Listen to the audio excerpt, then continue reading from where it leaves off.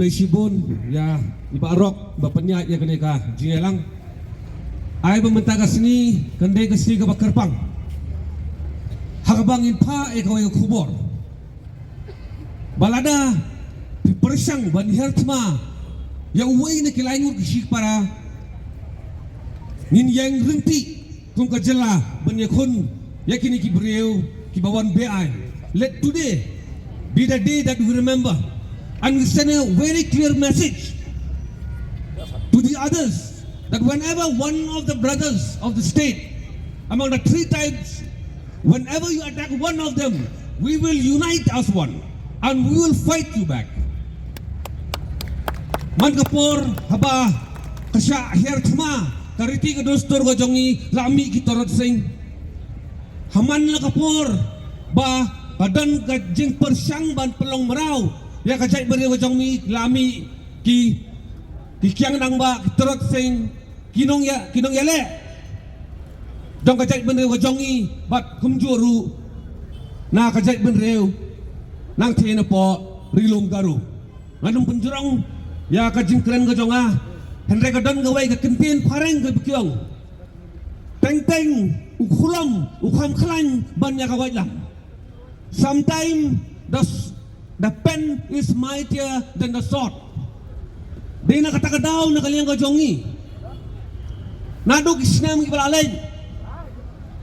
Nila persang manpenbor bangin penkelano yakaan. Naningin niya da.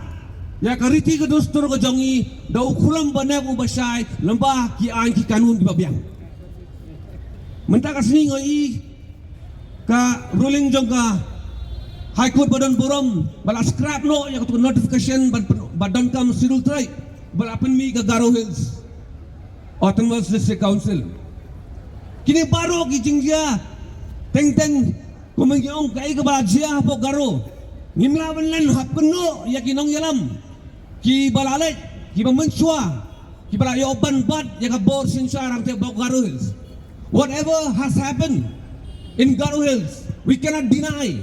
We have to put a blame on our past leaders, our legislators who have been authorized to make law in the Garo Hills Autonomous District Council.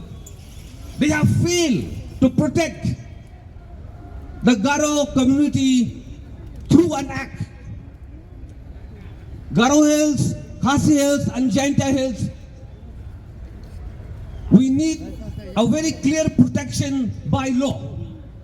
And just to elaborate, taman punsay kindian, ka Constitution of District Council Rule 1951, lanang ikwa banyada ya ka Jaintia ya ka Khasi wa ya ka Garo nakating siya tuklar. Jogi kibamday kirulum ha niya po District Council ngihaban pankala ya kanika ED rule ka basis pa arbupra so para 1 basta para 3. But kadai kakam ka basuk na kabasuk tang badle. Ya ka mga akran na kapor si kapor. It is high time that all the 3 district council will bring amendment to the 128 AD rule sub para 1 and sub para 3.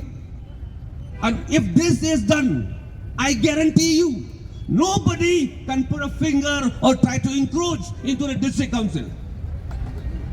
So therefore, today, let it be the day that as a community, we demand from the state government, especially from the district council, to bring immediate amendment to the 128 AD rule and to bring a special protection to the walls of the 3 district council.